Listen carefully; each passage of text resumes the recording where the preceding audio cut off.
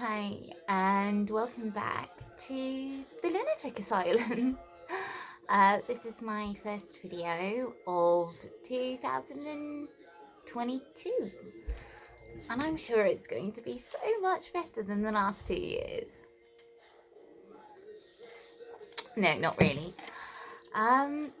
But I thought the way to start the new year and this vlog of awakening and HPD and grandiose narcissism was to talk about some of our behaviours and pathology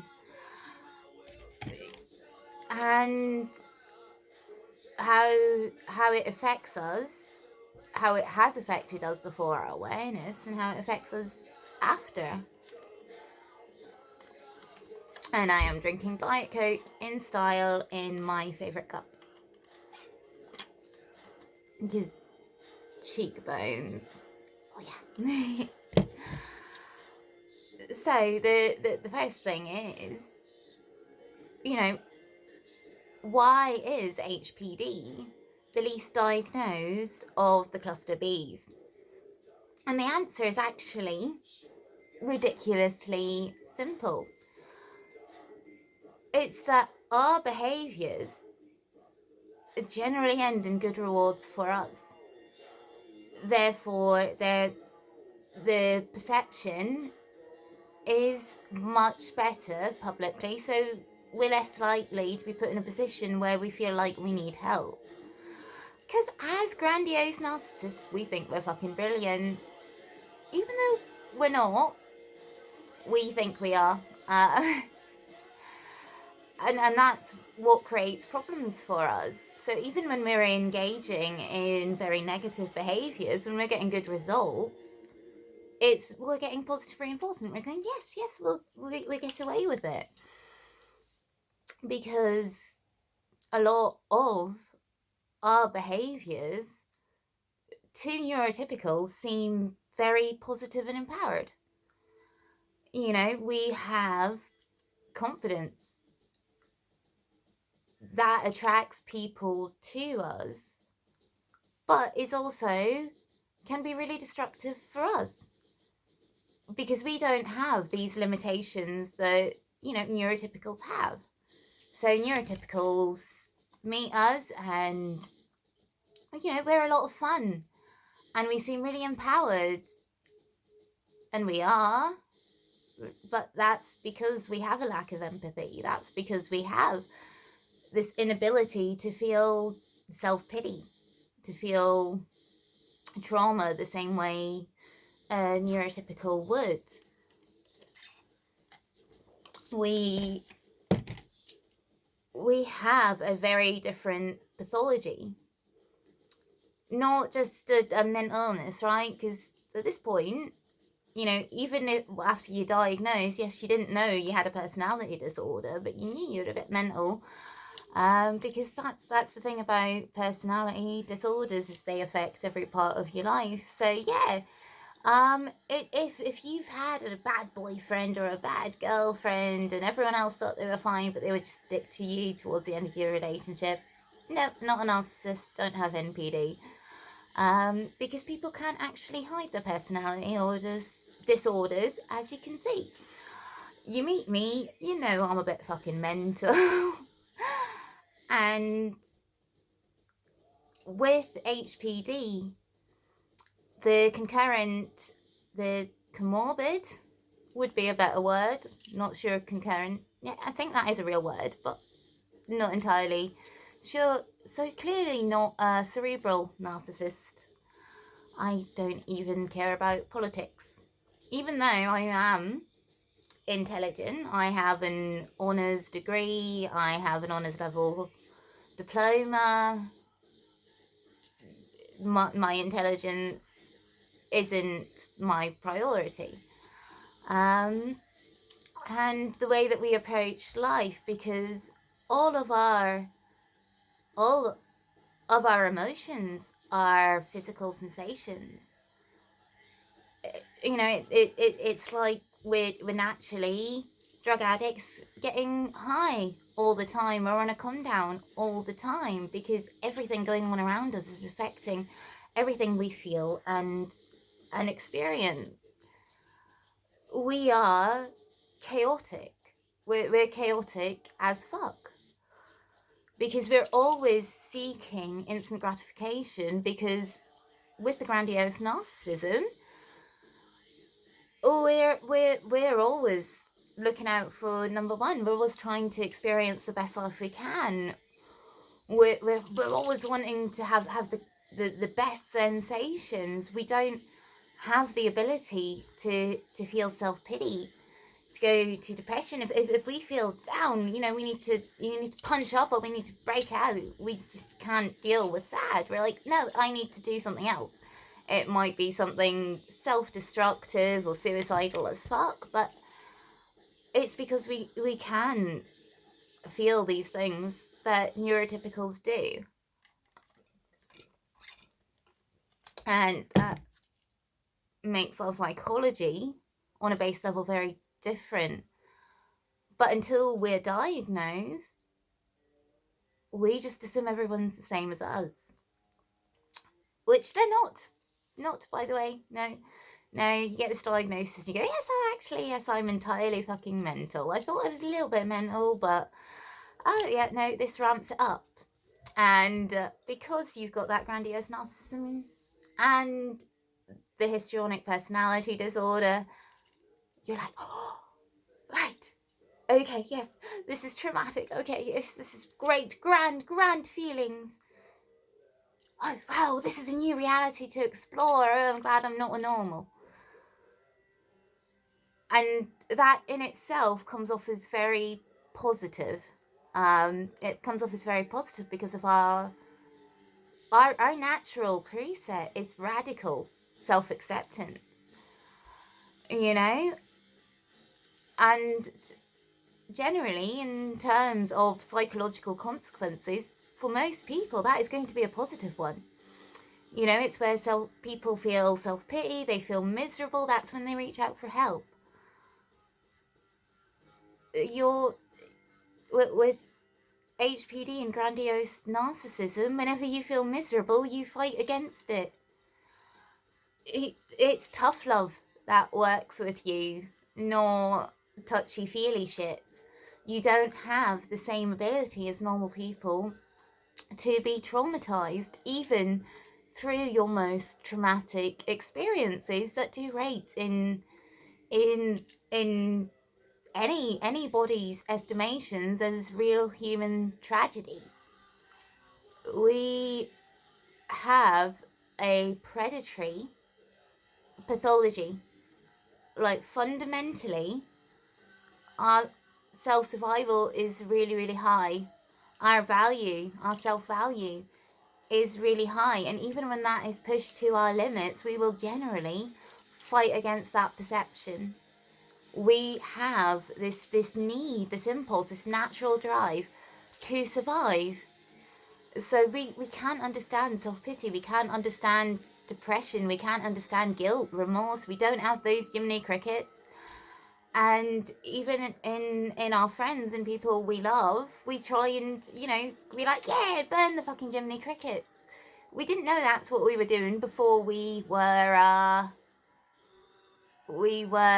diagnosed and found out actually we're crazy.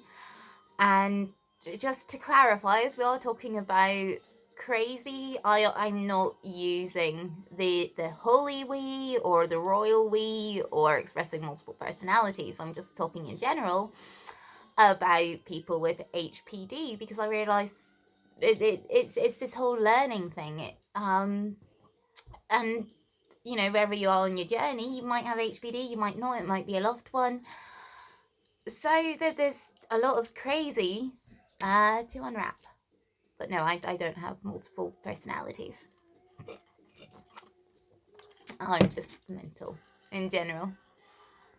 And I love that about myself, which is a symptom of my disorder. And it's the symptom that means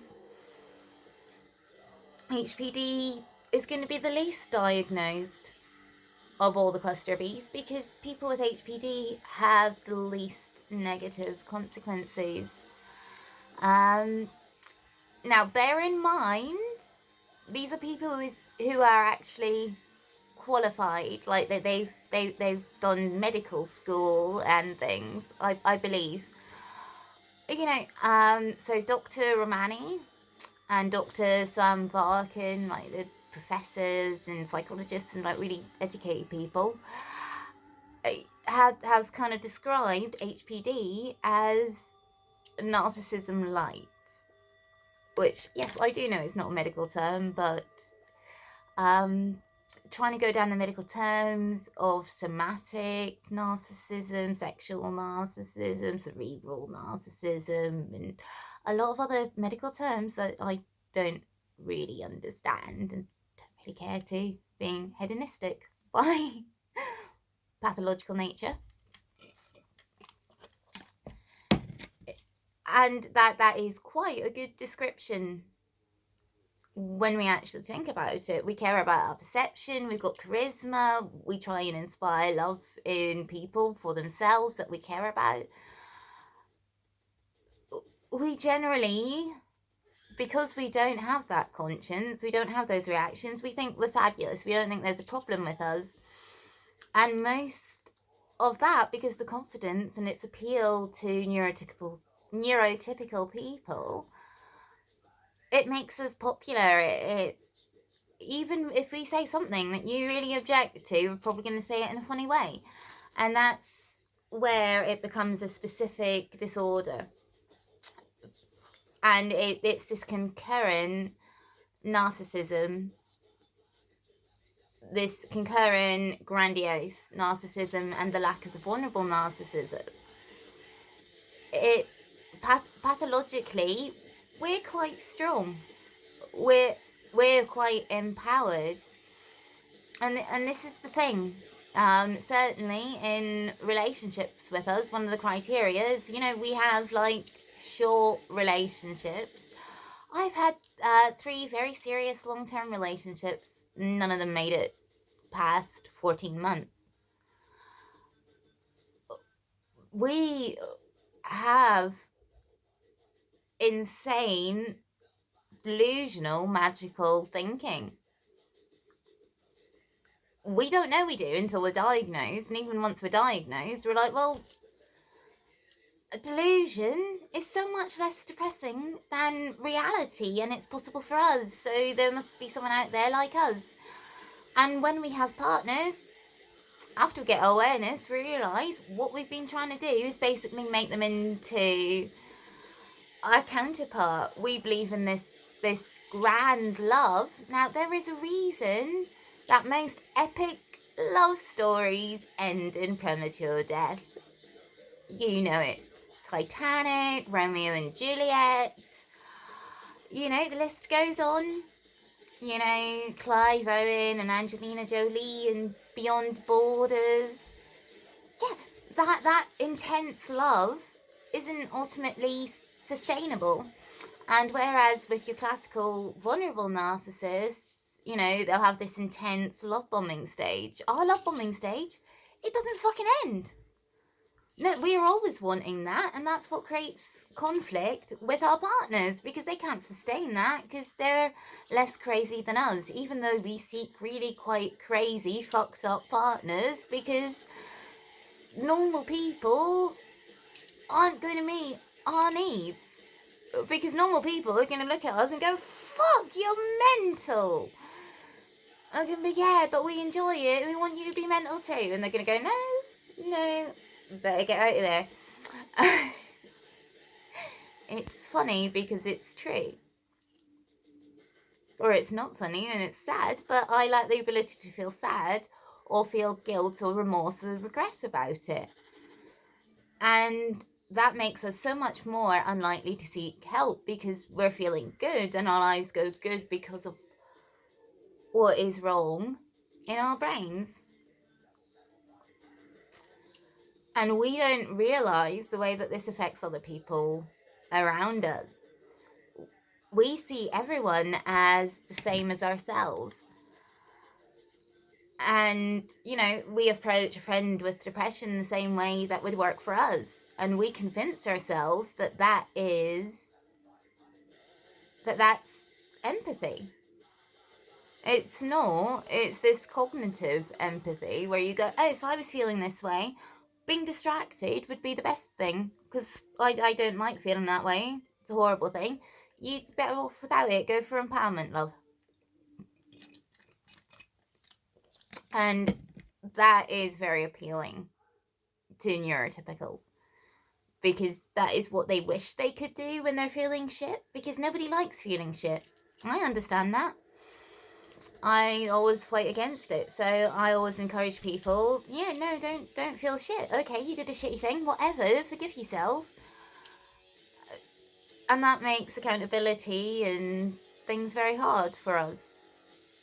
Now, my automatic impulse, because my pathology cares how I'm perceived, is to do this next bit, my next sentence, looking very teary and remorseful, because I know it would endear you to me, because we're so concerned about public perception, and we understand that. We understand it logically, not fundamentally. We're like, actually, best selves probably should do that. That's way better for us, because we're delusional. You know, so the next bit, because part of healing is being honest, doing honest self-assessments and realizing, you know, what is you crazy and what is good for you and what is bad for you, and those around you, is honesty. If someone is depressed, I go, right, let's distract yourself from it, because that's what works for me. Because if I feel sad, because my emotions are physical sensations, oh, that's a fucking horrible come down. I ain't sticking around for that. I don't mind going off the rails. I don't mind chaos. But just sadness? No. I could never deal with that. So I distract myself. So if you're my friend or my loved one, you're sad, I'll distract you, and that will be a good few hours release. But in an actual romantic relationship with someone with actual depression, that's not going to help them. And I'm not going to understand why, and their energy is going to bring my energy down, and I'm going to be feeling in a way that I can't feel. And I need to try and get out of it, and I can, and that's going to create a lot of problems. So yeah, if you are dating a histrionic, expect them to be batshit crazy. And if you're dating a histrionic, you're probably batshit crazy in your own way, because that's what we seek, because we can't do normal. So when we're unaware, we are aware we're not normal, but because our grandiose narcissism, we think we're fucking fabulous because of it. And once we get our awareness, because we're grandiose narcissists, we try and work out everything about ourselves, about our favourite subject. We're not going to get really low because, oh, I've got personality disorder. We're going to think, shit, oh my god, yes. But wait, actually, this is fascinating. I get to have this amazing experience that other people don't. Because we're going to look on the positive side. And that's a really good survival instinct. We have resilience. We have resilience, but we also have a lack of compassion. And that makes relationships in our lives harder. That makes us damaging to some people we love. And part of our healing is recognizing that, admitting to that, and trying to stop doing it, even though it is rewarding. You know, as histrionics, we basically live our lives the same way neurotypicals do when they're on drugs or they're drunk and their feelings are heightened and they're feeling good. We've constantly got endorphins going. We can rely on physical sensations. Right, now this is the thing. Unlike your other cluster bees, you'll find histrionics tend to be the most appealing to neurotypicals, and it's because all of our feelings are physical sensations, and our whole thing is chasing happiness. So we smile a fuck ton more than normal people. Why? Because smiling releases endorphins and we feel good. Therefore, our emotions seem really, really shallow to other people. Despite their intensity, they last shorter times, because when we can change the physical sensation we're feeling, we can change our emotions, which is fascinating and mental at the same time. And we struggle to see what we're doing wrong. Now, see, if you have a scenario, let's say 4 straight women, each with a different one of the 4 cluster B disorders. Now, each in the same scenario, at a family dinner party, maybe it's New Year's Eve, or it's Thanksgiving, or it's a wedding, her partner turns around to her and says, "You're being a bitch," right? So your BPD, who thinks they're a good person, thinks they're an empath, probably, you know it if you are BPD, you know you thought that, or you've thought that once. Especially if you're unaware, you probably believe you are one. Because you're magical thinking, which I have too, not judging. So your BPD is going to feel attacked, they're going to deny it, they're going to be like, "Why do you hate me?" They're going to split, they're going to, it's going to drive them crazy.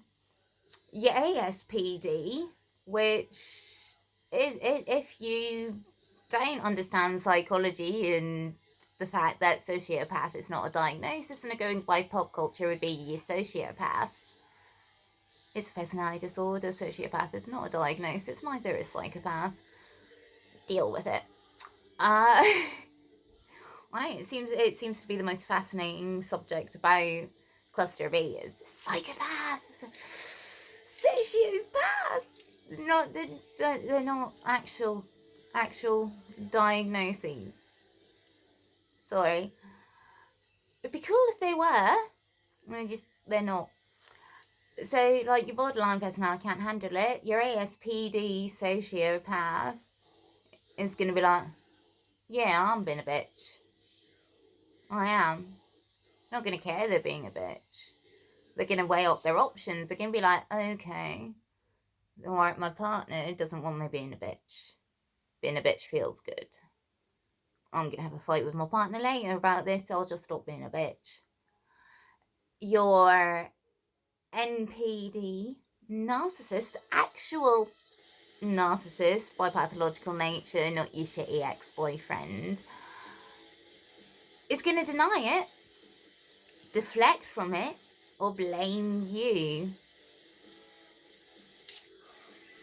Your histrionic grandiose narcissist is going to be like, "Yeah, and I'll show you, bitch," because they're constantly chasing drama. We're constantly chasing drama because it makes us feel really, really alive. And yeah, that gets us into some trouble. That is something that, when we get our awareness, we have to try and work on, but it's not something that we understand is a problem,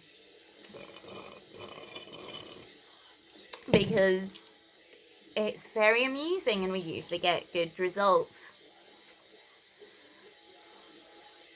And a lot of the intensity of our emotions and the shallowness in terms of how long they last, how easily they can change, because our feelings, our emotions, or physical sensations, is that we can hurt people around us and not know it. We can engage in bad behavior because we don't have that. We don't have this pre-programmed morality.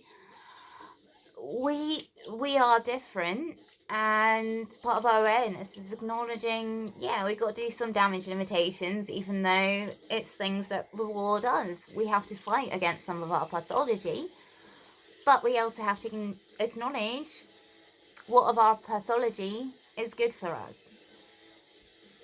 And that's our healing. So anyone who is questioning, I do think I have HPD, please do seek a psychiatrist, and please do know it doesn't mean everything is wrong with you. It doesn't mean you're a horrible person. It doesn't mean any of these things that you have to fight against. Which is why my mum works in the legal system. She's known I have a personality disorder for a long time. It was always something I fought against, because I was like, oh no, I don't have a fucking problem. And the reason that I ended up diagnosed was because things went to shit in my romantic life, because I really, for the first time ever, I loved somebody, but I loved who they were in mania, and I believed who they were in mania because it was very similar to me, because bipolar mania mimics grandiose narcissism and hypersexuality and all those other things that I've got, which make me really fun at parties but really bad in long-term relationships, apply to bipolars and mania. And ultimately what we're seeking in partners and friends is to make them as happy as ourselves. We're trying to make you into us, because our narcissism, we see ourselves as the highest beings. We're actually fucking underdeveloped. Like, mentally, we can experience a lot of feelings that human beings need to feel to not end up self-destructive, to have non-dramatic lives, to not need drama, to need healthy things. Yeah. We are delusional. And when we realise we're delusional, we also realise, well, this is actually beneficial for us, and we're grateful for the delusions, but we just need to hold on to, for someone else that I love. For me, it's my son Ezra, and how I want him to grow up and how I want him to feel about himself. I want him to get my best qualities, my resilience, my strength, my empowerment, my happiness. I want to teach him to be like me, so he doesn't end up hurting. He doesn't end up having a bad life. I can't stop him going through horrible things when he's older, because everyone will. But my biggest desire is to give him the ability to go through these things and come back stronger, which is why with HPD, we're the least diagnosed, and we're the least likely to think there's a problem with us, because our survival instinct is just really, really, really, really, really strong. And while that is a good thing, it's also a bad thing. It means that when we have a partner with depression, we can make them worse. It means that in relationships, we can really hurt people. It means if we decide someone deserves to be hurt, we're going to be fucking horrible and we're going to feel great about it, when we shouldn't. We're never going to have that guilt or remorse. It's probably going to help us be stronger, and then we're going to want our partners to be as strong as us, and it's not going to work, because normal people aren't fucking mental. And in terms of relationships, absolutely date a histrionic. She'll have intense love. Just don't expect her to be your forever person, because at the core of our nature, our pathological nature, I am my own forever person. For the histrionic, for the grandiose narcissist, we want epic romance. We've got this magical thinking, but what we want isn't ultimately sustainable. And if you look at all the great romances, all end in premature death, as explained. And that's because ultimately the rate that we're living life on, that kind of mimics ADHD, but isn't, because we can concentrate on things, especially if we like them, we enjoy doing it. Now, see, for a child with ADHD, right, they might fail all their subjects at high school because they've got a real problem concentrating. For a kid with HPD, we're going to pass with A and merits and everything the subjects that we really enjoy. We're going to fucking fail the subjects we don't because we don't like them. We don't see any reason to apply ourselves. We could, but it's fucking boring. We don't care. You know, our problem is pathological, and we can't hold ourselves accountable to neurotypical standards because they're out with our pathological ability.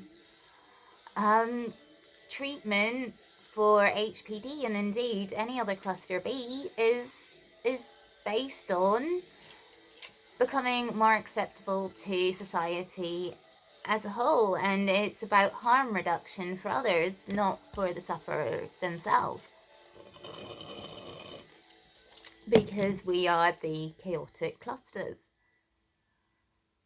And with HPD, right, okay, apparently I've lost the ability to speak tonight. And because I'm a grandiose narcissist and a histrionic, I just don't care. I'll just keep rambling on. You would not find this with your typical narcissist. They would erase that. Your typical ASPD probably only put themselves online. They probably wouldn't care about your perception of them. We do, they don't. And your BPD, you know, would be having this kind of panicky response. We as HPD people and grandiose narcissists, we don't have that off switch. And I can see, look, I've rambled on for 31 minutes. And this is because I'm in a very good, very empowered mood, because I'm high on my own empowerment, which is not a neurotypical response, but because it's serving me well physically, I'm going for. And I'm pursuing because it's making me feel happy and productive. So since this new year, I've done 2 very different paintings because I am feeling so artistically inspired. I've got a few projects underway, and I'm enjoying this because every emotion I have can be a benefit to me. And if you have HPD, that's the most important thing. You've got to recognise your strength is your pathology, and it's also your downfall, and you need to identify your toxic behaviours even though they feel good. Because yes, let's be honest, being a bitch to someone we don't like feels fucking good. Being petty can feel good. There's an ego reward, and with grandiose narcissism, we're basically pure ego. We're chasing the best feeling for us, and we need to work out the consequences for others in a way to put that above ourselves. And with our awareness, we can do that. So I have waffled on for way too long and gone off on far too many tangents to count. Because tonight I'm really hyper. That's how I've been feeling since the new year, because I'm very delusional and I'm like, I feel creative, I'll do paintings and it'll be fun. And it is, and I play my music and I love it and I'm feeling really good, but I'm also feeling committed to becoming the best version of me. And I thought I would just start the year on a positive note, acknowledge, because we need to take accountability for our recovery, acknowledge the ways in which we are different and the things that we have to do best for ourselves, but also how we have to make our disorders work for us. We're empowered, we're confident, we're confident, we need to hang on to that. And we also need to acknowledge our faults because they don't feel like faults to us. And we need to acknowledge how we can use that to improve our lives and the lives of people we love around us, and how not to end up in crazy self-damaging places. And yeah, generally acknowledge that we are crazy, clearly fucking mental. But if we can use that for our positivity and our quality of life and the quality of life around us, then this diagnosis isn't a negative thing. And we need to find a way to work with this diagnosis, with our crazy, and love ourselves and hang on to that. And if we have HPD, we need to go, yes, we have an advantage here, and take it with both hands. And in terms of relationships, if you're on this channel because you're dating a histrionic and they're not a hell of a lot farther into their journey than I am, and they're going mental, probably realize they're not going to get much better than that. They don't think there's a problem, and because they're very much the main character in their story and they're pathologically dependent on you, it's not going to go well. They're chaotic by nature. They don't mean to hurt you unless you do something horrible, and then they flip on you, and they really do, and they enjoy every minute of it. Sorry, not sorry at all. See, forgiveness, not something we have. We do have acceptance. We do have understanding. You know, we can be friends with people who've done horrible things to us. We can understand why, but can we forgive them? No. Have we believed that the way that we felt was forgiveness and showed what a brilliant, fantastic fucking person we were? Yes, yes it did. And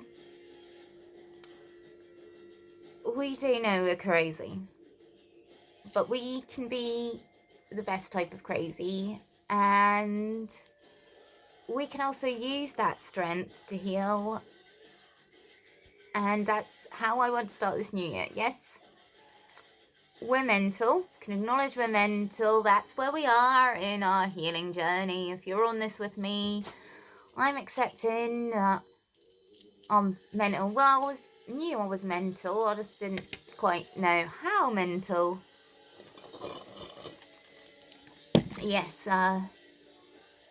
not a cerebral narcissist, not one of them really intelligent ones. And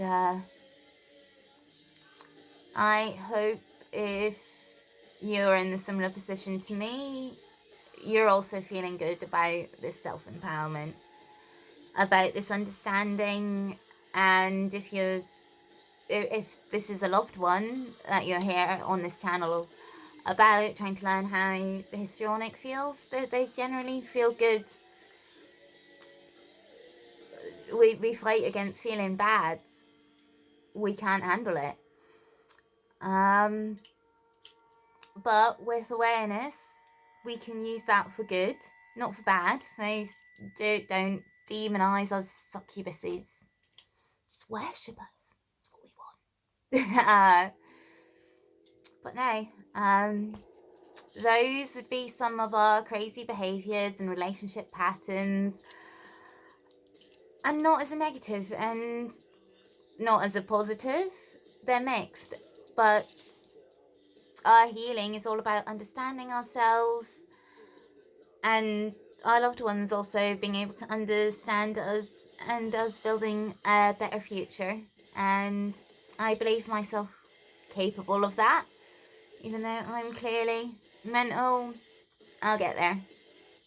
I believe that 110%. And if you also have HPD, I believe it 110% that you will get there too. And if you're watching this because you're dating a crazy, she'll get there. You're probably not going to be her forever person though. And if you're friends with an HPD, she loves you. She really does. And if you are the child of an HPD, you are legitimately the only person in the world that she would actually sacrifice herself for, and she wouldn't give you up for anything. And with that, I am going to say Happy New Year. Hope you don't die of the Rona. Hope we don't end up in a dictatorship.